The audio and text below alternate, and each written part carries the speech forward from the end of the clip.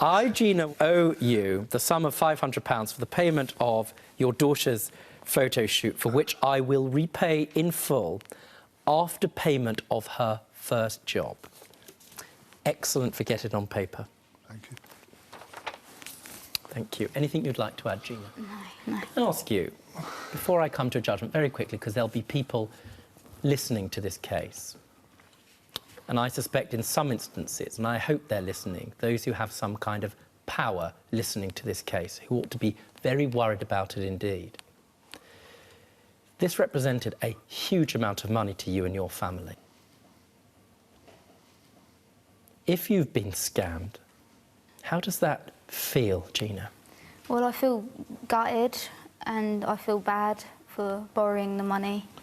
And honestly, the first thing I did when I found out is obviously cry. I went home, and because I don't live with my parents now, I went home and I just got really upset and felt like I let not only them down, but my daughter down as well. Thank you.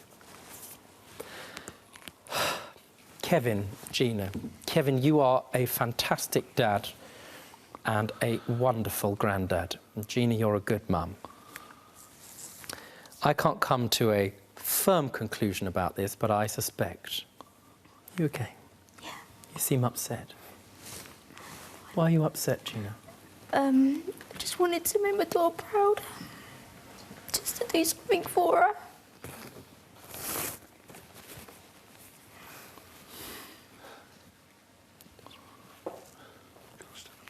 You know what? Perfect. Go and stand together. It's all right. Come on, it'll be all right.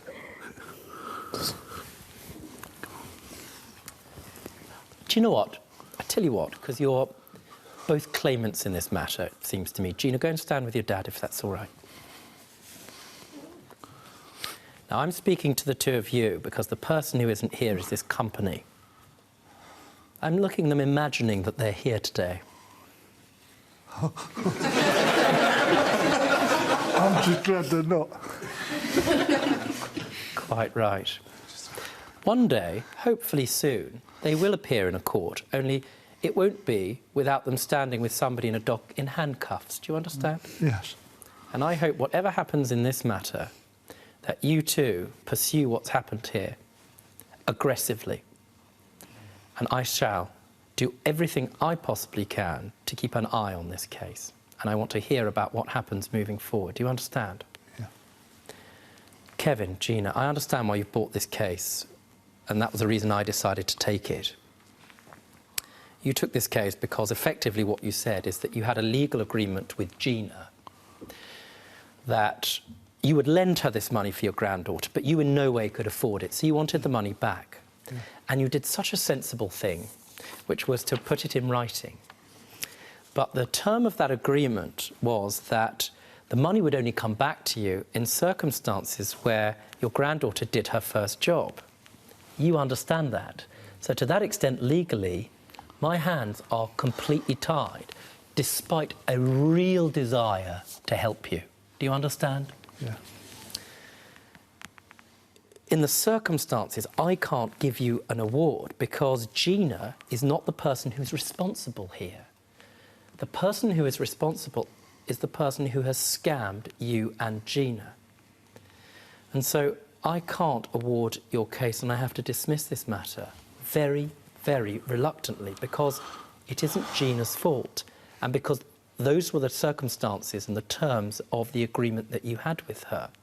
You were prepared to pay the money and wait until your granddaughter started, for want of a better way of putting it, earning money.